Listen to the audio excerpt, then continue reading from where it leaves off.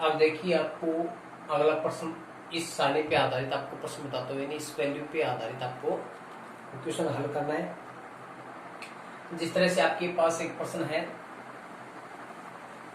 37 degree और कोस 60 degree into में 2 और कर लो, ठीक है।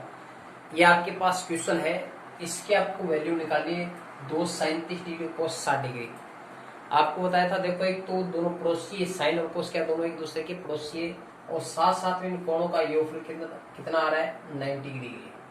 अगर इन दोनों में से किसी एक का मान आपको याद है तो आराम से ज्ञात है कर सकते हो। अब देखिए सबसे पहले बात करता हूँ, देखो पहले दो के दोनों दो और ये तीनों के तीनों किसमें गुणा में, किसमें गुणा में। साइन 30 का मान बताया था आपको, साइन बताया था कि क्लॉकवाइज घड़ी की दिशा में चलना है, और यहाँ पे 0 डिग्री होता है, 30 होता है, 45 होता है, 60 होता है, और यहाँ पे 90 डिग्री होता है। ये ट्रिक उस बच्चे के लिए जिस बच्चे को याद नहीं रहता है। अब देखो ये 0 डिग्री और 30 डिग्री, अब वो घड़ी की कौन सी दिशा में चलना है, घड़ी की दिशा में चलना है, यानी साइन कौन सी दिशा में चलेगा, घड़ी की दिशा में, यानी दक्षिणावर्त चलेगा। यहाँ पे 0 डिग्री, यहाँ पे 30, आपको साइन 30 का मान निकालो, 30 डिग्री आ गया, 30 के बाद कितनी उंगली बच गई। कोई बच्चे सोच रहे हैं यहाँ पे 30 डिग्री है तो उंगली तो इधर 3 बची हुई है, लेकिन वो किसके लिए, घड़ी की विपरीत दिशा में हो गया, और वो किसके लिए काम आता है, कोस के लिए काम, किसके काम आता है, कोस के। तो कोस 30 डिग्री, साइन 30, यहाँ पे 30 के बाद उंगली बची कितनी, एक को क्या करना आपको रूट के अंदर, और एक का रूट क्या होता है, एक होता है, क्या होता है एक, और कोण में क्या लगाना आपको 2 लगाना है। अब बात करते हैं कोस 60 डिग्री की। यहाँ पे 30 डिग्री, यहाँ पे सॉरी यहाँ पे 0 डिग्री, यहाँ पे 30, 45, 60, 90 डिग्री। अब कोस 60 यहाँ पे कितना है, कोस 60। तो देखो कोस चलेगा घड़ी की विपरीत दिशा में इधर, तो 60 पे पहुंच गए। 60 के बाद कितनी उंगली बची, एक बची, कितनी बची, और एक का रूट कितना होता है, एक होता है, और कोण में क्या हो गया 2 है। आपको दूसरा बताया था तरीका, पड़ोसी पड़ोसी अगर ट्रिग्नोमेट्री का कोई भी रेशियो है, कोई भी अनुपात यानी कोई भी वैल्यू आपकी आ रही है इसमें, इनमें से साइन का पड़ोसी कोस, टेन के साथ कोट मिले और सेक के साथ कोण मिले, कोसिक मिले, और जहाँ पे योगफल कितना बनता हो 90 डिग्री बनता हो, एक का मान आपको ज्ञात होगा तो दूसरा मान वही होगा इसका। साइन 30 और कोस 60, 30 और 60 90 डिग्री हो तो साइन 30 का मान ये, तो कोस 60 का मान भी क्या होगा, ये होगा। यहाँ पे कोई संख्या करने वाली तो काट दो, अन्यथा उसको गुणा कर लो। ये 2 इसकी गुणा में, जबकि ये 2 क्या है इसकी डिवाइड है, तो 2 से 2 कट जाएगा, आपके पास क्या बचा, 1 बचा, और इंटू में 1/2 बचा। अब 1 को 1 से गुणा कर दो, 1 आ जाएगा, कोण में कितना आ जाएगा 2, तो इसका सही आंसर क्या आ जाएगा 1/2 आ जाएगा, कितना आ जाएगा 1/2 आ जाएगा। इसी पे आधारित एक दो क्वेश्चन और देखो, अगला क्वेश्चन की बात करते हैं। जैसे आपके पास प्रश्न अगला, साइन 45 डिग्री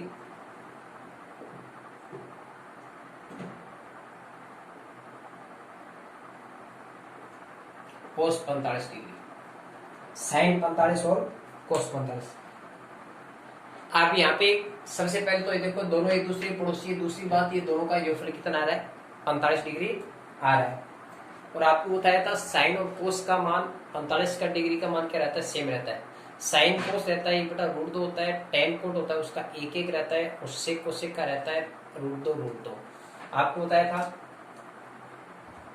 त्रिकोणमिति के 6 सदस्य हैं, जिसके बीचों बीच 2 घर इस तरफ, 2 घर इस तरफ, बीचों बीच कितने डिग्री का मान होता है 45 डिग्री का होता है, 1/√2, 1/√2, फिर 1/√2 और √2। समझ गए। साइन कोस का दोनों का मान एक जैसा होता है, टेन और कोट में क्या है, ऊपर वाले जो 2 1 का ना, ये नीचे 1 आ जाएगा, और नीचे वाले जो √2 है वो सेक और कोसेक को दे दिए जाएंगे। साइन 45 और कोस 45 का मान क्या रहेगा, सेम रहेगा। साइन 45 का मान 1/√2 होता है, इसी प्रकार कोस 45 का मान भी 1/√2 होता है। अब 1 को 1 से गुणा कर दो, 1 आएगा, √2 को √2 से गुणा करें तो क्या आएगा 1/2 हो जाएगा, कितना आ जाएगा 1/2। अब किसी बच्चे मन में ये भी हो रहा है कि इसको गुणा कैसे करते हैं, 1 को तो 1 से गुणा कर दो, यानी 1 को तो कितनी बार गुणा कर लो, और कितने बार उसको डिवाइड कर लो, और कितनी उसके पावर लगा दो, यानी पावर इसकी 1 लाख लगा दो, चाहे हजारों में लगा दो, लाखों में लगा दो, करोड़ों में लगा दो, उसका मान 1 रहेगा। उनको गुणा करोगे तब भी 1 आएगा, और भाग लगाओगे तब भी 1 आएगा। तो 1 को 1 से गुणा किया, 1 हो गया। अब रूट 2, और रूट 2 को गुणा कैसे किया जाता है, इसका मान 2 क्यों आता है, रूट कैसे हट जाता है, ये देखिएगा। रूट वाली संख्या हमेशा रूट के अंदर ही गुणा होती है। ये रूट 2 और ये रूट 2, ये रूट के अंदर चले जाएंगे दोनों। जब 2 को 2 से गुणा करोगे तो कितना आ जाएगा, 4। और आप जानते हो कि रूट 4 का रूट आएगा वो कितना आएगा, 2 आएगा। इस कारण इसकी वैल्यू कितने आ गई, 2। दूसरा तरीका ये है, रूट का मतलब होता है कि उसकी पावर कितनी होती है, बटा 2 होती है। कितनी होती है, ये बटा 2। तो 2 की पावर 1/2, और इस 2 की भी पावर कितना होगी, 1/2। तो दोनों संख्या किस में हो, गुणा में हो। किस में हो, गुणा में हो। तो एक जैसी हो। शर्त ये है कि दोनों की दोनों संख्या क्या हो, एक जैसी होनी चाहिए, और किस में होनी चाहिए, गुणा में होनी चाहिए। उसी कंडीशन में उसकी पावर क्या कर दी जाती है, जोड़ दी जाती है। यानी 1/2, 1/2, 1/2 का मतलब क्या होगा, अभी आधा हो गया। आधा आधा कितना होता है, 1 होता है। कितना होता है, 1। तो 2 की पावर कितनी हो जाएगी, 1, और 2 की पावर 1 का मतलब होता है 2। तो उसका आंसर क्या जाएगा, 1/2 हो जाएगा। अब अगले क्वेश्चन की बात करते हैं।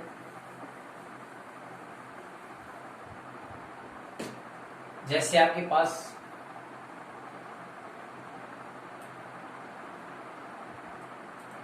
दो sin 60 डिग्री, cos 30 डिग्री,